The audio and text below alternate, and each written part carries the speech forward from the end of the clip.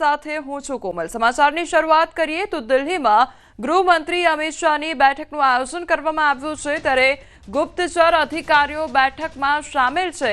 અધિકારીઓ સાથે આજે મહત્વની બેઠક છે તે ચાલી રહી છે, તો અત્યારે મહત્વપૂર્ણ બેઠક કરવામાં આવી રહી છે। ગુપ્તચર અધિકારીઓ જે છે તે પણ આ બેઠકમાં સામેલ છે, જે પ્રમાણે રાજ્યભરમાં એક તરફ એલર્ટ જારી કરી દેવામાં આવ્યું છે। જે દિલ્હી બ્લાસ્ટની ઘટના સર્જાઈ ત્યારબાદ તમામ જે વિસ્તાર છે ત્યાં આગળ એલર્ટ જારી કરવામાં આવી દીધું છે, તેમજ બીજી તરફ જે તપાસ છે તે પણ હાથ ધરવામાં આવી રહી છે। ત્યારે આ સીધી જ તસવીરો ગૃહમંત્રી અમિત શાહ દ્વારા બેઠકનું આયોજન કરવામાં આવ્યું। ગુપ્તચર અધિકારીઓ સાથે બેઠક કરવામાં આવી રહી છે, તો અધિકારીઓ સાથે આ મહત્વપૂર્ણ બેઠક ચાલી રહી છે, જેમાં વિવિધ મુદ્દાઓ પર ચર્ચા કરવામાં આવી રહી છે। મેડિકલ કોલેજમાંથી AK-56 રાઇફલ મળી અને જમ્મુ કાશ્મીરના અનંતનાગ મેડિકલ કોલેજમાં તપાસ કરવામાં આવી। મેડિકલ કોલેજના લોકરમાંથી AK-56 રાઇફલ મળી આવી છે, તો મેડિકલ કોલેજમાંથી 2 ડોક્ટરોની અટકાયત પણ કરવામાં આવી હતી। તો AK-56 રાઇફલ મળી આવી છે, જે મેડિકલ કોલેજ આવેલી છે તે કોલેજના લોકરમાંથી આજે AK-56 રાઇફલ છે તે મળી આવી છે, તો આ સાથે મેડિકલ કોલેજમાંથી 2 ડોક્ટરોની અટકાયત પણ કરવામાં આવી છે।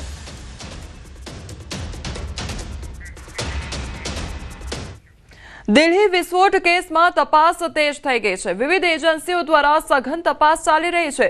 યુપી STF અને દિલ્હી પોલીસ સ્પેશિયલ સેલે કાનપુરમાં ડોક્ટર આરિફ મોહમ્મદની પૂછપરછ હાથ ધરી, તો ત્યારબાદ તેઓ તેમને લઈ ગયા હતા। આરિફ કાનપુરના કાર્ડિયોલોજી ઇન્સ્ટિટ્યૂટમાં મેડિકલનો વિદ્યાર્થી હતો, તો ડોક્ટર આરિફ મોહમ્મદને કસ્ટડીમાં લેવામાં આવ્યા હતા।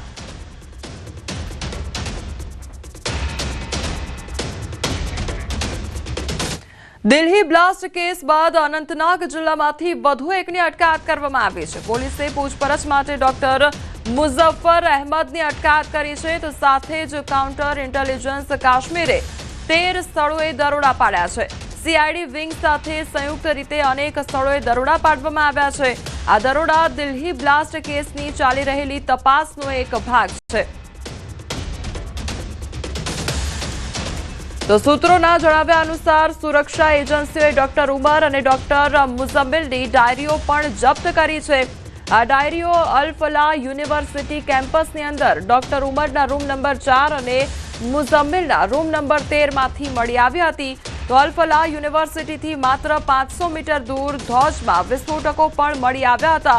ડાયરીમાં કોડ શબ્દનો ઉપયોગ પણ કરવામાં આવ્યો છે, જેમાં 8 થી 12 નવેમ્બરનો ઉલ્લેખ કરવામાં આવ્યો છે। સૂત્રો મુજબ ડાયરીમાં ઓપરેશન શબ્દનો ઉપયોગ ઘણી વખત કરવામાં આવ્યો છે।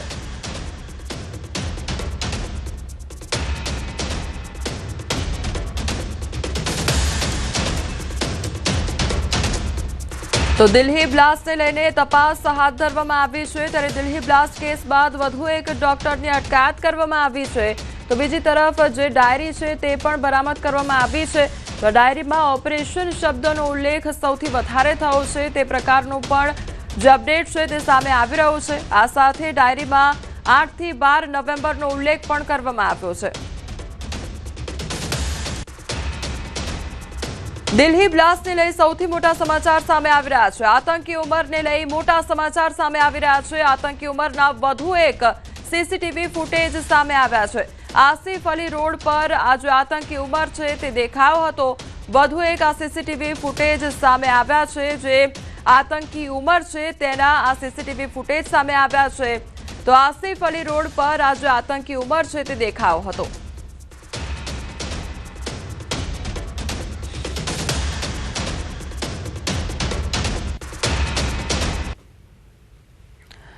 તો આરોપી ડોક્ટર ઉમર નબી કોણ છે તેના વિશે પણ વાત કરી લઈએ। તો 24 ફેબ્રુઆરીએ તેનો જન્મ થયો હતો અને લગભગ જમ્મુ કાશ્મીરના પુલવામાના કોઇલ વિસ્તારનો તે રહેવાસી છે। તો પિતાનું નામ જાણી લઈએ તો ગુલામ નબી ભટ્ટ અને માતાનું નામ શબીબા છે।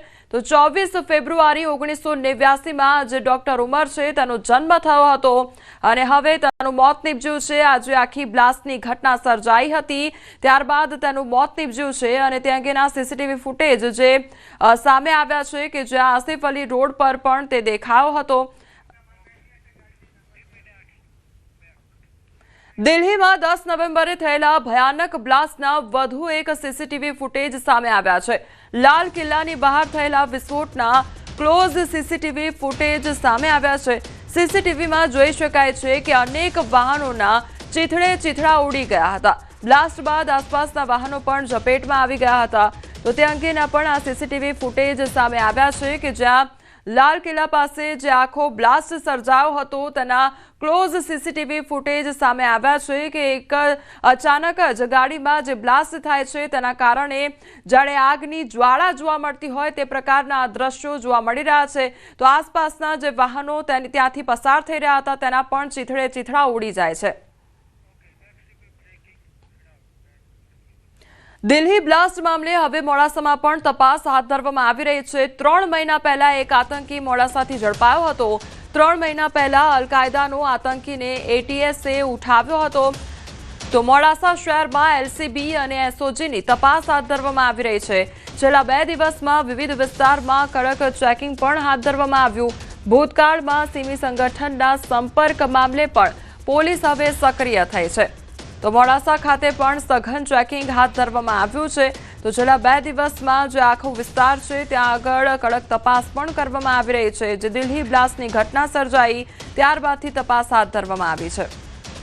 સંવાદદાતા હાર્દિક અમારી સાથે જોડાઈ ગયા છે. હાર્દિક, અરવલ્લી મોડાસામાં અત્યારે કયા પ્રકારનું ચેકિંગ થઈ રહ્યું છે, શું અપડેટ?